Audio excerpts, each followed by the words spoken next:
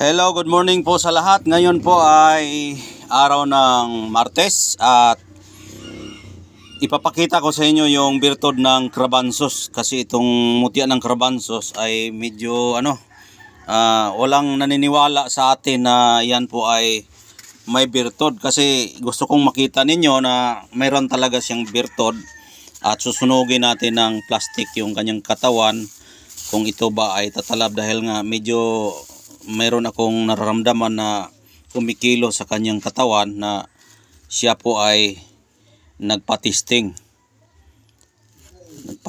yung Crabansos. Ngayon subukan nating tistingan sa plastic yung katawan niya kung siya ba ay masunog. Subukan itong plastic kung masunog ba ito. Oops, sunog siya, no? Itong ilagay natin itong mutya niya kung masunog ba at hindi.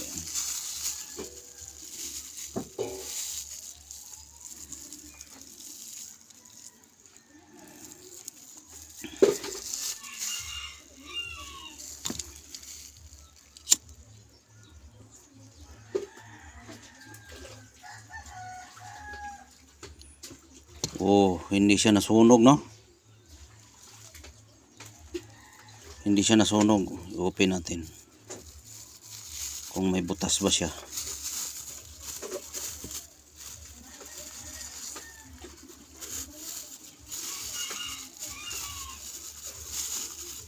Wala siyang butas, no? Tested talaga siya, no? Ayan, walang butas, malakas yung power niya.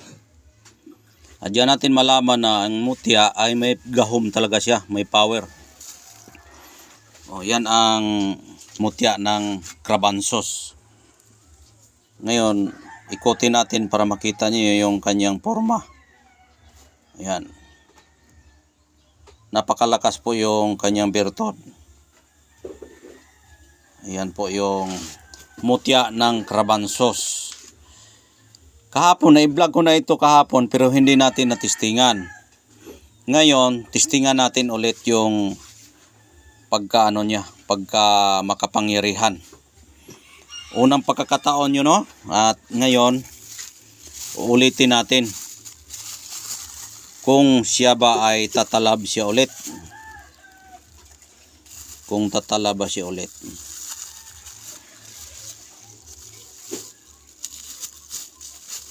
Hindi lang natin patagalin, baka yung kanyang espiritu mawala.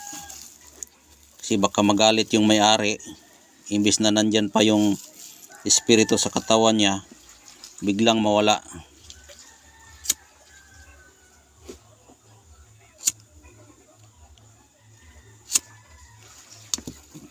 Hindi talaga nasunog, no? Hindi talaga siya nasunog. Pero kapag wala siyang wala siyang bato o mutya, yan. Pag wala siyang mutya, ordinary lang siya, mas mabilis yung kanyang pagkasiga. Yan. Diyan natin malaman na ang birtod ng Crabansos ay malakas talaga.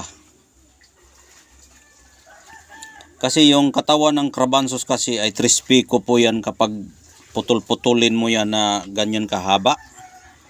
Ganyan, di ba yung Crabansos triangle yan? Putol-putulin mo yan ganyan kakapal. Parang may mata yan sa gitna.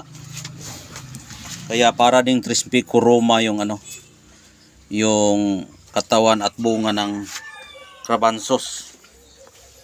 Kaya malakas po yung kanyang aura at kapangyarihan ng kanyang pagkamutya dahil siya po ay nakasimbolo sa anting-anting na nakamarkang triangle at naka din siya, parang sagisag siya.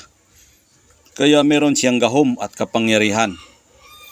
Kaya hindi tayo magtataka kung bakit siya nagbibigay ng mutya dahil siya po ay may kapangyarihan.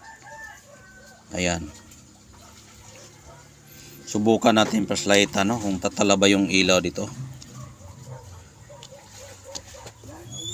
Ispat daw ni mo, be? Siga daw.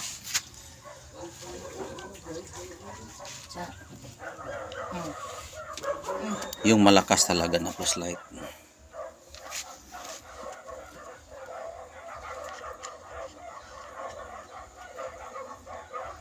Kristal talaga siya, oh. Kristal siya na buto ng Crabansos na hindi masunog. Yan, parang simple lang tingnan, no? Pero napakalaki po ang kanyang kapangyarihan na nandito sa loob sa mutyang ito o sa bato. Yan.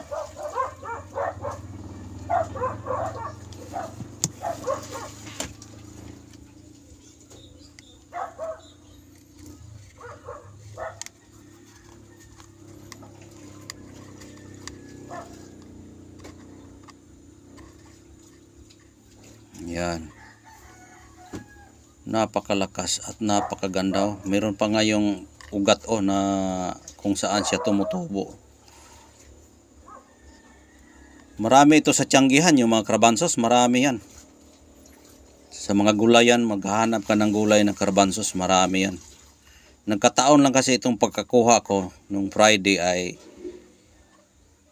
mayroon kasi kaming puno na Crabansos na natutuyo na yung mga bunga. Tapos kinuha ko yung mga bunga at ginawa kong gulay, ginataan ko. Ito ay aking nakuha doon. Kinakain ko ito. Kaya yun ang dahilan na natuklasan ko itong batong ito. Yan. Nung una kong na-vlog ito, parang walang pumapansin dahil wala silang nakita na ebidensya kung mayroon ba siyang power. Ngayon, nasunog na natin. Hindi ito matalab po yung plastic kapag binalot mo yung boto niya. Yan, kristal na kristal siya, no?